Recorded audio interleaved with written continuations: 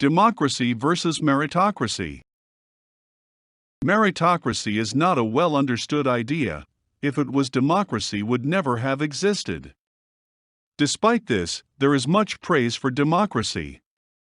A student of democracy soon learns to fear it, in its primal state. No one wants to be dictated to by an autocrat. Is a tyranny of the majority any better, even when this tyranny is filtered through the representatives of the majority? Let's be honest, shall we? Let's move beyond the hype, past the hyperbole and speeches. Democracy is more loved for what it is not, than what it is. No one holds an election to find out who they will marry. Most people understand arranged marriages are not a good thing. Autocracy gives too much power to a third party. But we also do not wish to submit to the decision of a democratic majority. We do not think of using the democratic process to decide which stock to invest in, or which job to take. If we have a choice, we might prefer a decision we cannot make be made by a majority vote or even random choice, instead of by a dictator. Most people find it less painful to have their fate chosen by a jury of peers than a monarch with absolute power. If the choice is available, however, we prefer to make our own choices than permitting an autocrat or mob decide. No one is going to comply with the results of an election unless the other choice is a dictatorship. So, let's begin with some honesty. Democracy is not an unequivocal good. If the truth be told, democracy is a response to what is worse. It is not a poster child for all that is good. Democracy gives power to the people in contrast to a monarch or other autocrat. But the argument that justifies democracy is suspect. The key to understanding the almost universal support for democracy is to understand the way the preference is expressed. Asking the people if they prefer democracy or monarchy or autocracy or fascism is likely to result in resounding support for democracy. Of course, democracy is better than monarchy. That is the problem. It is better we all have a say in a decision than one person making all the major decisions. This does not mean all democratically elected governments are better than all monarchs. A more honest and instructive comparison would be a choice of leaders. Would you rather the monarch Queen Elizabeth I or the democratically elected Anthony Eden rule Britain? Robbers are better than murderers, but let's hope there is a third choice. Representative governments are not democracies. There is no such thing as a democratic government. Real, actual, literal democracy is an absolutely bizarre notion. A democracy, now referred to as a direct democracy, is the people voting on policy. What the Western nations have are representative governments. They are different from a true democracy. A democracy permits the people to vote on topics and policies. Representative systems permit the people to vote for the officials, who will vote on policy in the people's stead. In a representative system, the people vote on platforms and elected officials vote on policy. Representative governments will implement policy that alienates a majority of the population. This is not difficult to believe. Most governments are elected by 20 to 45% of the population. If representative systems were democracies, the people would make the choices. If the people were in a democracy, the people could vote out their representatives whenever they wanted to. Representative systems make sure this cannot happen. If only 1% vote, the majority of the 1% would choose the government. In other words, the default is an elected government, and this is not consistent with the people holding the greater power or being the greater magisterium. The interesting upshot of all of this is that those who love freedom have been tricked into fighting for democracy. They fight for the power of the people. But if the power of the people means the people have the power, this does not apply to representative systems.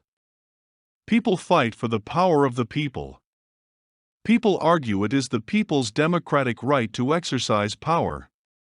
If one group of the people become too influential, the people petition their government for redress. If the people do not approve of those who represent them, they have the power to vote them out.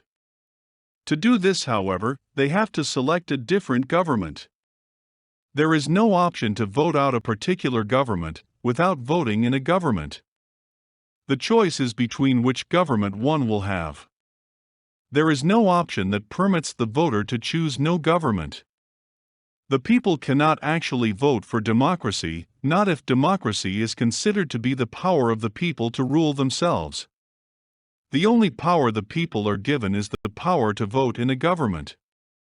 By definition, a government is not a democracy.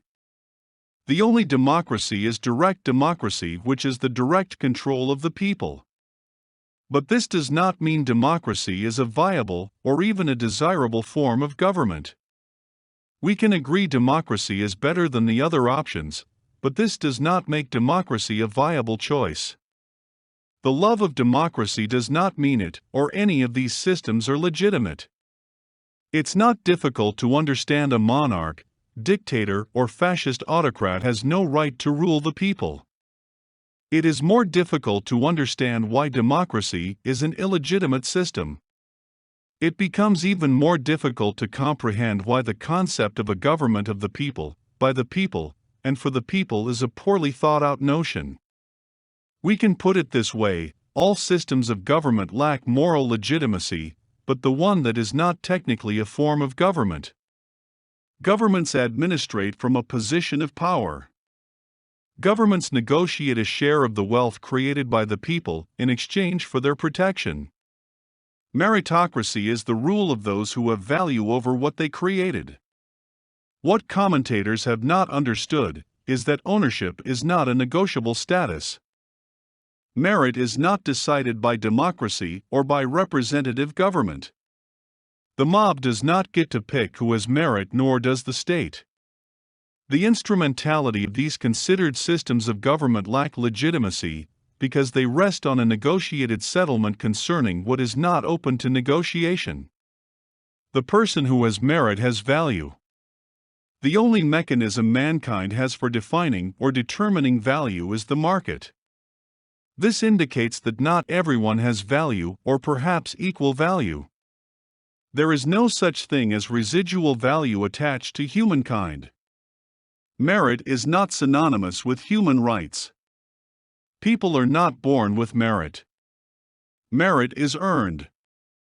Merit is not alienable. Merit cannot be gained or lost through negotiation. A meritocracy is the rule of those with the highest value, the rule of merit. The question is, how this value is determined and what merit would determine the right to rule. These are not meaningful questions.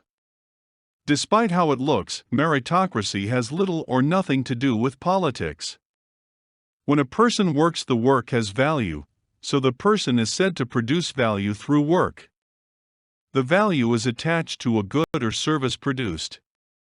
However, it would be wrong to assume that the value created in a particular economic niche would or ought to translate into a universal value or into political value. A plumber does not become qualified to be president because he is a superb plumber. A meritocracy is not similar to democracy, nor has it any similarity to an autocracy. The mob cannot assign value to a person, nor can an autocrat.